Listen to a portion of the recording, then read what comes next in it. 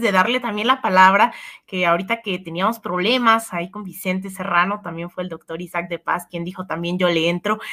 Preguntarles brevemente, doctor Ángel Valderas, esto perdón por ser insistente, ¿no? Estamos ya a la vuelta de la esquina, ya vamos a la mitad del camino, dice el presidente, y pareciera que si bien ha habido una transformación, un cambio con estos programas sociales, la pregunta es, ¿se puede hacer más? ¿Se puede avanzar en esta llamada transformación? ¿Qué esperar en estos 3 años, en el 2022? ¿Qué espera usted, doctor Ángel? Mira, yo creo que la base está sin lugar a dudas en todo lo que heredamos de 100 años, 120 años de lucha, digamos, principios de 1900, finales del 1800, pues de todo lo que fue realmente el socialismo y el comunismo, que nos heredan a todo el mundo, pues en Asia, en América Latina, en Europa, una posibilidad en África, una posibilidad de plantearnos una convivencia no tan desigual, no de la que veníamos de la época feudal, no de la que veníamos de las monarquías. Ha sido una lucha, unas vencidas entre un capitalismo salvaje que en su fase más globalista fue el neoliberalismo, y por otro lado la resistencia pues de los pueblos indígenas en América Latina, de las poblaciones autóctonas en África, pero también de los grandes sindicatos y de los partidos de izquierda en Europa, en Canadá, en Estados Unidos. Recordemos que ahí viene la jornada laboral de 8 horas, estos sindicatos que tratan de formarse en Walmart, en McDonald's, en estas cadenas, porque de alguna manera recuperan siempre esta aspiración a lo colectivo, a la colectividad, que no quiere decir la colectivización, sino a una distribución de la riqueza que permita a todos un desarrollo humano. ¿Qué falta por hacer, Alina? Falta mucho. Hay que tomar en cuenta que dejaron un país con una deuda externa que le ha quitado al gobierno de la 4T 750,000 millones de pesos en el pago de intereses de la deuda externa. Es un dineral. Con eso se habrían podido financiar el doble de programas sociales. Pero mira, Andrés Manuel está apostando a mantener el mercado interno. Eddie Small, lo recuerdo cuando compartíamos los domingos en las transmisiones de Sin Censura, él ha explicado muy bien esta parte económica.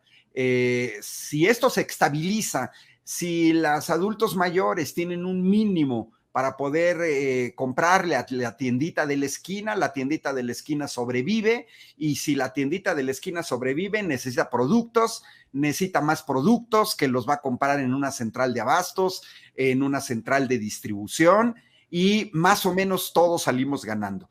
¿Que se puede hacer más? Va a depender. Mira, necesitamos esperar 2023 a que seamos autosuficientes en energéticos, que dejemos de importar lo que importábamos en 2018, que se ha reducido un poco a cuestión de la pandemia, pero que estábamos importando 30,000 millones de dólares anuales de gasolinas, principalmente de Texas, 600,000 millones de pesos.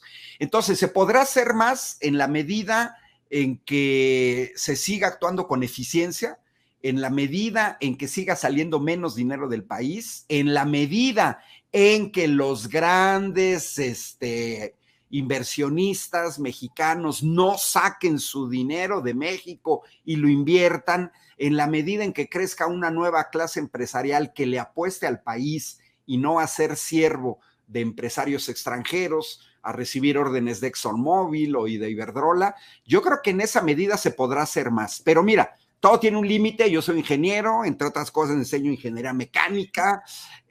Hay un límite de elasticidad, tampoco se puede hacer todo, tampoco somos una gran potencia como China, somos un país que importa el 96% de la tecnología que consuma, pero una vez que se termine el Tren Maya, el corredor logístico Salina Cruz Coatzacoalcos, y que se termine la refinería de Dos Bocas, yo creo que el país va a tener más dinero si los empresarios siguen manteniendo su posición de pagar los impuestos que merecen, si hay una mayor distribución de la riqueza, y si logramos que más jóvenes no emigren a los Estados Unidos, no abandonen sus estudios, creo que se podrá hacer algo más. También necesitamos un cambio regional, y creo que sí lo vamos a ver en las próximas elecciones, que ya están a la vuelta de la esquina en 2022. Mi pronóstico es que Morena gana como mínimo 4 gubernaturas más y de alguna manera eso también va a aumentar la coordinación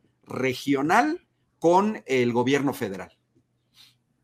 Ahí está, este pronóstico, estas expectativas, no solamente el 2022, sino de esta segunda mitad del sexenio, ya lo decía el doctor Ángel Valderas, la elasticidad tiene límites, no se espera, no podemos estirar del todo, ¿no? Esas expectativas, eso que tenemos sobre la mesa.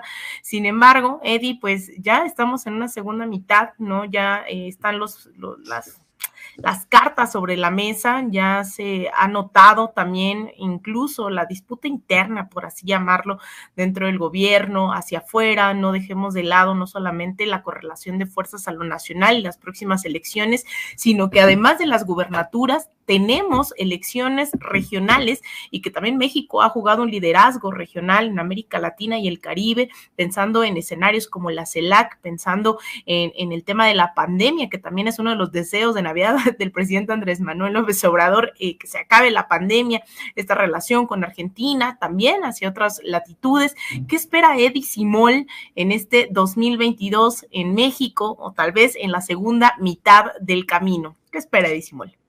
Yo más que decir espero, analizo y proyecto. Esa es la forma en la que de alguna manera me eduqué desde muy joven y es todo que sea en base a proyecciones, hasta para hacer un plan presupuestal en una empresa, para hacer un plan de ventas, para hacer un plan de gastos, para hacer un plan de inversiones.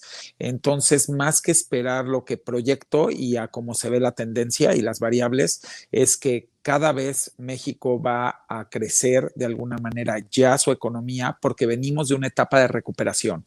Hay gente que lo ha confundido con crecimiento y realmente pues después de la pandemia lo que se hizo es que pues se perdió parte del PIB y eso es lo que hemos venido recuperando en 2021 y un piquito que recuperaremos en 2022.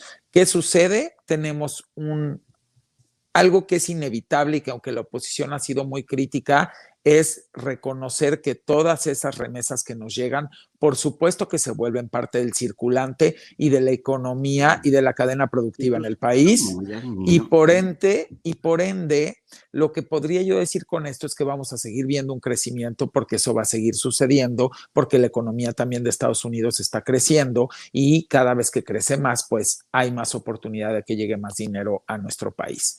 Por el otro lado, también lo que podría yo platicarles es que si vemos las métricas, ahora sí que macroeconómicas, pues habla de realmente algo muy sorprendente después de una pandemia. A ver, ponerse a pensar que después de una pandemia el país está con un peso fortalecido, con la mayor cantidad de reservas en Banco de México, con una balanza comercial sorprendente cada vez más a favor de México, que eso también es algo muy positivo.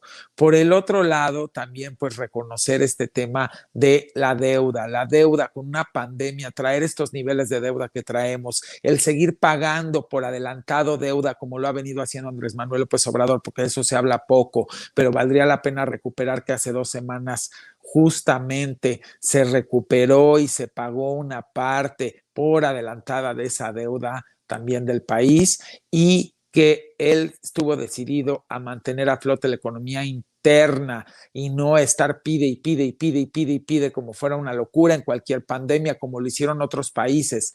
Pero aparte una cosa muy sorprendente, son muy pocos los países que pueden realmente enseñar y mostrar que aumentaron su recaudación durante una pandemia. Quisiera que lo vean, quisiera que hicieran un comparativo a los que les interesa analizar y no tanto bla, bla, bla, sino verlo con métricas, como somos prácticamente un país ejemplo en el tema de recaudación durante una pandemia. Y eso también debe de reconocerse tanto al gabinete, tanto a los funcionarios que trabajan en ello, como al presidente. Entonces, creo que se habla mucho, pero es muy importante hablar de cifras cuando se está queriendo emitir una opinión, sobre todo que tiene que ver con números y variables. Entonces, si me preguntan qué espero, no es que espero. Lo que les puedo proyectar es que México empezará en el segundo semestre del 2022 ya un franco crecimiento en el PIB, ya después de haber recuperado lo de la pandemia, tendrá por muchas razones crecimiento, por el tema también de los planes de infraestructura, por el tema de que en el momento en que empezamos nosotros a dejar de importar gasolinas en el 2023, que ya será mucho más factible, en ese momento, en vez de estar pagando la ganancia porque comprábamos la gasolina con ganancia de lo que no las vendían, hoy al revés, hoy vamos a vender gasolina con ganancia. Entonces, imagínense ustedes que pagaban a lo mejor $10 por algo que valía $7 y $3 eran utilidad a quien le compramos la gasolina, y hoy en día lo vamos a poder vender a lo mejor a 8, pero a lo mejor nos costaba 5, ya aquí fabricada en México, y va a ganar el erario o Pemex o a donde vaya esto, $3. Entonces, con eso, pues puedes hablar que el gobierno empezará a tener mucho mayor flujo de caja entre muchas cosas más que están sucediendo. ¿Por qué? Porque entre más el gobierno tenga flujo de caja por mayor recaudación, por planes de infraestructura que empiezan como esto de los energéticos a cobrar utilidad y que de alguna manera ya se maneja una utilidad, pues va a tener más dinero para la inversión. Con eso podrá hacer más planes de infraestructura, más programas sociales enfocados también a generación de empleo, y con esto empezamos con un ciclo muy interesante en la economía. Y si aparte invitamos a los grandes, chicos, medianos, empresarios a generar una industria donde el pago de los sueldos sean dignos y realmente eso detone todo el tema de la cadena productiva y la cadena de valor en economías ascendentes, pues lo que sucederá es que al país le puede ir increíblemente bien. Porque han hablado mucho la oposición de, ¡ay, está desapareciendo la clase media! Les digo, ¿quién está desapareciendo la clase media? Pues los empresarios que se han dedicado a golpearla. ¿Por qué? Porque la clase de alguna manera que gana salario mínimo está siendo cuidada ya por el presidente y por los empresarios que están decidiendo subir doble dígito y que no es suficiente. Tendremos todavía que hacer aumentos del 25 o el 30% anuales para que realmente el salario mínimo pueda alcanzar una dignificación que le dé apertura y acceso a todos esos establecimientos que hoy en día esa cadena no puede acceder, que tenga derecho a ir al cine cuantas veces va a querer, que tenga derecho a ir a establecimientos de esparcimiento, que pueda viajar a lo mejor empezará en autobús o en aerolíneas de bajo costo, pero no le estamos dando acceso a toda esa cadena de valor, y esa cadena, valga la redundancia, genera economía en ascendente e increciendo, se vuelve una cadena productiva que va haciendo economía de escala, y eso es lo que no se ha entendido. ¿De qué nos sirve que las grandes fortunas estén guardadas en bancos donde no se vuelven productivas y no se vuelven economía de escala si las podrían poner a trabajar pagando sueldos más dignos?